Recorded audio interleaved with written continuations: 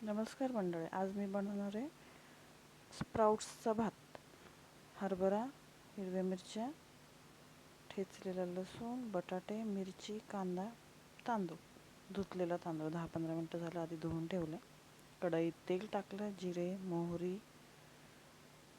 तडतडले की ठेचलेला लसूण टाकायचा आहे. तो तळला की त्याच्यात मिरची टाकायची. त्याच्यानंतर कांदा चांगला परतू द्यायचा आहे. त्याच्यात टाकायचे कापलेला बटाटा ऑप्शन आहे, तुम्हाला आवडत असेल तर टाकू शकता, नाही तर नाही. त्याच्यातच टाकायचे भिजवलेले हरभरे, मटकी. हेल्दी असं भात तयार होतो.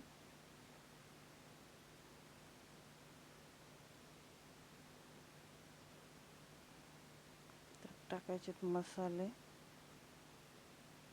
हळद, पनीर मसाला टाकलाय मी.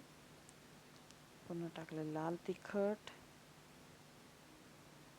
त्याच्यानंतर टाकले हिंग थोडंसं. तर हे सगळं छान हलवून घेऊयात, थोडंसं व्यवस्थित कोरडं होईपर्यंत, तेल सुटेपर्यंत थोडंसं. त्याच्यानंतर चवीपुरतं मीठ टाकायचं आहे.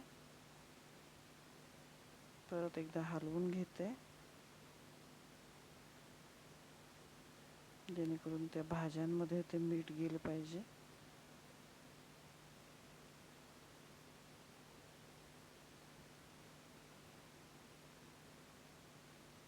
आता टाकायचं धुतलेला तांदूळ आणि त्याला परत छान हलवून घ्यायचं थोडंसं.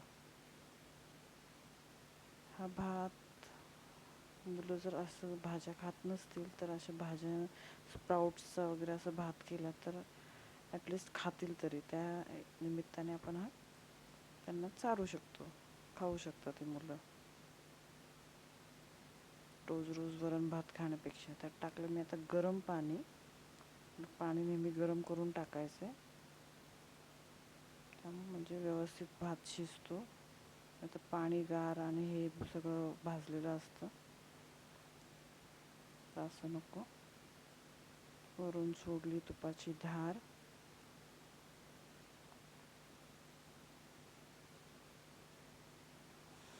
तर चांगली खळखळीत उकळी आणून द्यायची आणि झाकून ठेवायचं भात. तर बघू शकता भात छान शिजलेला आहे. अजूनही थोडं पाणी आहे त्याच्यात. असं झटपट तयार आहे माझा भात टिफिनसाठी रेडी. थँक्यू.